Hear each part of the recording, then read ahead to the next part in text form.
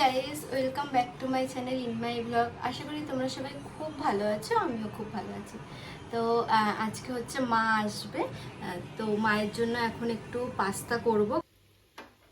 তো এখানে পাস্তাটা বসিয়ে দিয়েছি, এখানে আলু গাজর আর একটু লঙ্কা ভাজা করে নিচ্ছি। এবার উপরে গিয়ে চা খাবো। লোক তো দাঁড়িয়ে আছে, এটাকেই খাও। কি বলবো? এই লোকটা যে দাঁড়িয়ে আছে তাকে পনির খাওয়াবে। অনুপম হচ্ছে মাকে আনতে যাচ্ছে, মা মিষ্টির দোকানে দাঁড়িয়ে আছে। তা আজকে শাশুড়িকে পনির খাওয়াবে বলছে যে এটার জন্যই পনিরটা দাও, ওই মিষ্টির দোকান থেকে একবারে পনিরটা নিয়ে চলে আসবে, ওর জন্যই আর কি করছি। মাকে নিয়ে চলে এসেছে অনুপম।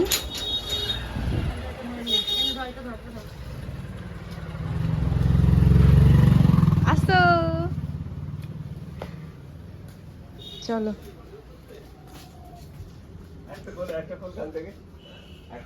বাবা বেরিয়েছে বলছে? হ্যাঁ, শ্বশুর বেরিয়েছে আজকে। কি নিয়ে এসছো মা এগুলো? শ্বশুরের জন্য। কেমন আছো? কি রোগা হয়ে গেছো? ও বাবা, তুমি বাজার নিয়ে এসছো? দাদা বলে বেরিয়েছে।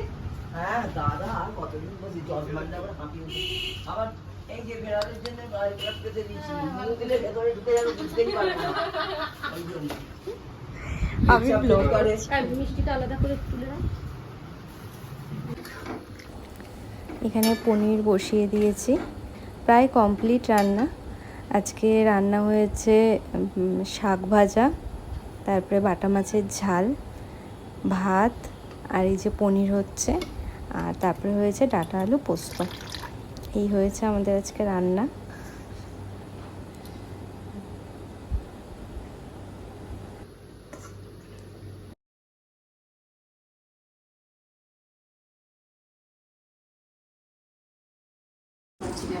এত টাকা বাজারে পড়ে, তারপরে হচ্ছে তাও আমার শাশুড়ি খুব চালাক আছে। শাশুড়ি বলছে হ্যাঁ আমরা দুজন তোমাকে খাবো, আর যদি না থাকে তাহলে এ বাবা এই কথার গন্ডগোল করছে। বুঝতে পারছো না, আমি কত কাজ ফেলে রেখে এসেছি জানো, প্রচুর কাজ ফেলে রেখে এসেছি। আমার থাকাটা মানে আমার আজকে বাড়ি চলে গেলে সব থেকে ভালো। এখন শোনাই আসি। হ্যাঁ, ভিডিও করছি। আসছি দিদি, আসছি। হ্যাঁ, আর রাতের ডিনারে হয়েছিল আলুর দম, ছোলার ডাল আর রুটি, তারপরে একটুখানি কোল্ড ড্রিঙ্কস খেয়ে কমপ্লিট। আজকে সারাদিনের সময়টা কিভাবে কেটে গেল, মা এসেছিল, সারা দিন ধরে গল্প করতে করতেই সময়টা কেটে গেল।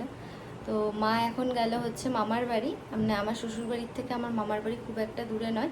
অনুপম গিয়ে দিয়ে আসলো, তারপরে রাত্রিটা ওখানে থাকবে, থেকে পরের দিন সকালবেলায় আবার আসবে। তা কালকে সকালবেলা আবার মা আসবে। আর আজকে রাত্রিবেলা চলে গেল, তার কারণ হচ্ছে মা কালকে বলছে দুপুরবেলায় যদি ওয়েদারটা ভালো থাকে কালকে বাড়ি চলে যাবে। কারণ প্রত্যেক দিন বৃষ্টি আসছে, বৃষ্টি হলে মাকে একদমই যেতে দেবো না। যদি বৃষ্টি মানে না হয় তাহলে মা চলে যাবে বলছে, কারণ ওখানেও আমার সিমি একা আছে, মা না খাইয়ে দিলেও তো খায় না। তো ওকে নিয়েও একটা ভ্লগ করব, তোমাদেরকে দেখাবো ওই বাড়িতে গেলে যে আমার ডগটা কি করে সারা দিন ধরে। ওর জন্য ওর কথা ভেবেও একটুখানি খারাপ লাগে। আর দেখা যাক কালকের দিনটা কীভাবে কী হয় না হয়। আর মামার বাড়িতে গেল তার কারণ হচ্ছে ডোডো, যেহেতু মা বলছে চলে যাবে, আর ডোডোর পরে কালকে পরীক্ষা আছে, তো পরীক্ষা আছে, ও 9টার সময় বেরোবে। এবারে মা আবার এখানে চলে আসলে ওর সঙ্গে আর দেখা হবে না, ওর জন্য মা বলছে তাহলে রাত্রিটা ওর কাছে যাই, ওর পাশে গিয়ে শোবো। কারণ ও খুব ভালোবাসে, মানে ছদ্দি ভাই বলে, ওর মা ছদ্দি ভাই মানে মামি ছদ্দি ভাই বলে ডাকে, ও ছদ্দি ভাই এরমভাবে ডাকবে, খুব ভালোবাসে। আসলে বারবার করে ফোন করছে কখন আসবে এই করছে।